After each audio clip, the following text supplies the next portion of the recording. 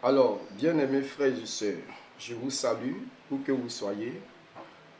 Vous êtes en direct avec votre serviteur, l'évangéliste Guédéa. Alors, ce matin, nous allons parler de quelque chose qui se trouve dans nos vies quotidiennes. Souvent, on a l'impression qu'il faut de grands moyens pour accomplir de grands projets. Souvent, on a l'impression qu'il nous faut assez de potentiel pour réaliser de grandes choses. Mais à travers ce passage que nous allons parcourir rapidement, je ne serai pas long, nous allons comprendre que pour accomplir de grandes choses, on n'a pas besoin forcément de grands moyens, on n'a pas besoin forcément d'avoir assez de potentiel, parce que cela, c'est un raisonnement logique. Mais lorsqu'on marche avec Dieu, nous pouvons accomplir de grandes choses seulement par la force de Dieu. Avec le peu de moyens dont nous disposons, Dieu peut nous utiliser comme des instruments pour accomplir des grandes choses. Et cela va se voir. Ici, nous sommes dans le livre des Juges au chapitre 7. Alors, le contexte, le décor, il s'agit de Gédéon. Gédéon, une personne ordinaire comme toi et moi.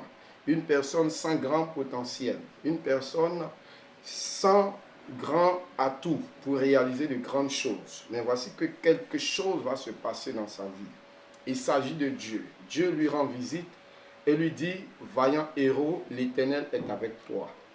Alors le simple fait d'être appelé vaillant héros va surprendre la personne de Gédéon, parce que dans la réalité, Gédéon n'était pas une personne de renommée, elle n'était pas une personne de notoriété publique, elle n'était pas une personne qui marquait sa société, son temps. C'était une personne ordinaire, anonyme. Mais Dieu voyait en elle un héros, un vaillant héros. Pourquoi? Parce que dans la pensée de Dieu, Dieu avait décidé d'accomplir de grandes choses avec lui. Alors, je veux dire à quelqu'un, nous parvenons au sommet parce que Dieu, dans sa préscience, dans sa souveraineté, a bien voulu que nous soyons au sommet. Ce n'est pas forcément de notre propre compétence. Alors, qu'est-ce qui va se passer ici? Gédéon va accepter ce que Dieu lui a dit. Et Dieu va lui dire, écoute-moi, c'est vrai que tu n'as pas de compétences. C'est vrai que tu n'as pas grand moyen. C'est vrai que aux yeux de tes contemporains, aux yeux de tes proches, tu n'es pas la personne de la situation, mais moi je décide de faire de toi la personne de la situation. Alors Dieu va décider de marcher avec un Gédéon. Ici, il était question d'aller combattre des ennemis. Madian, qui était un peuple ennemi d'Israël, qui était puissant, qui dominait, qui asservissait Israël, qui contrôlait le quotidien d'Israël, qui avait la domination sur le peuple d'Israël. Alors Dieu va décider de battre et de vaincre Madian à travers Gédéon. Dieu va lui dire, de manière normale, il faut choisir des personnes qui seront sous ton contrôle dans une armée que tu vas mettre sur pied pour aller combattre Amalek. Regardez la réaction de Gédéon. C'est une réaction ordinaire comme tous les hommes. Gédéon, du coup, va penser qu'avec une grande armée, elle va parvenir à vaincre Amalek. Alors, nous allons parcourir. Mais Dieu va lui dire, je n'ai pas besoin de grands noms, mais j'ai besoin de personnes prêtes, disposées à marcher avec moi. Alors, c'est ainsi que nous faisons la lecture dans le livre de Juges, chapitre 7, à partir du verset 2. L'Éternel dit à Gédéon, le peuple que tu as avec toi est trop nombreux pour que je livre mendiant entre tes mains. Il pourrait en tirer gloire à mes dépens et dire, c'est ma main qui m'a délivré. Proclame donc le message suivant aux oreilles du peuple. Que celui qui a peur et tremble retourne chez lui et quitte la région montagneuse de Galade. Il eut 22 000 hommes du peuple qui retournaient chez eux et il en resta 10 000. L'Éternel dit encore à Gédéon, le peuple est encore trop nombreux. Fais-le descendre au bord de l'eau et là je ferai pour toi un tri parmi eux. Celui à propos duquel je te dirai que celui-ci aille avec toi, ira avec toi. Et celui à propos duquel je te dirai que celui-ci n'aille pas avec toi, n'ira pas avec toi. Gédéon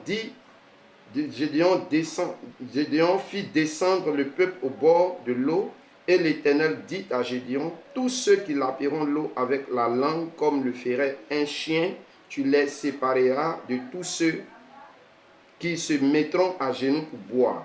Ceux qui lapèrent l'eau et la portèrent à la bouche avec leurs mains furent au nombre de 300. Et tout le reste du peuple se mit à genoux pour boire. L'Éternel dit à Gédéon, c'est par les 300 hommes qui ont lapé l'eau que je vous sauverai, que je délivrerai de Madian entre tes mains, que tout le reste du peuple réparte chacun chez soi. Alors, vous voyez ici, il y a eu plus de 30 000 personnes, 33 000 personnes que Gédéon avait déjà prévues pour la bataille. Dieu va lui dire non, il faut diminuer le nombre. Voilà, pour que le peuple ne dise pas que c'est pas ça, mais que vous aviez eu la victoire. C'est moi qui donne la victoire. Alors ici, Gédéon va faire le tri sous l'ordre de l'Éternel et au terme de ce tri, il va retenir 300 personnes pour aller combattre un grand peuple, un peuple puissant, un peuple aguerri au combat. Donc c'est avec ces 300 personnes que par la suite, pour ceux qui feront la suite de la lecture, alors c'est avec ces 300 personnes que Dieu accorda la victoire, la délivrance à Israël par la main de Gédéon et ces 300 personnes qui l'ont suivi. Je veux dire à quelqu'un, aujourd'hui tu n'as pas grand potentiel, mais il faut fixer tes regards vers Jésus-Christ. Aujourd'hui, avec le peu que tu as, avec la grâce et le soutien de Dieu, tu peux arriver au sommet. Ne cherche pas forcément à te comparer aux autres, mais il faut regarder le peu de potentiel que tu as, le mettre déjà en activité, en marche. Tu peux arriver au sommet avec le peu de potentiel que tu as. Tu n'acceptes pas faire de grandes études, tu n'acceptes pas de grands diplômes, tu n'acceptes pas de grandes opportunités comme les autres, tu n'acceptes pas des privilèges que les autres ont. Mais je veux te dire de compter sur Dieu et de mettre en avant le peu que tu as avec le peu de moyens, le peu de potentiel que tu as. Le Seigneur Dieu peut te donner la victoire, il peut te permettre d'arriver au sommet. Alors que ta journée soit bénie, que le Seigneur te bénisse. Il faut mettre ta foi en lui, compte sur lui, exploite le peu qu'il t'a donné. Avec ce peu, par sa grâce, tu arriveras au sommet, tu accompliras de grandes choses. Gloire à Jésus-Christ de Nazareth. Merci. Alors, c'est un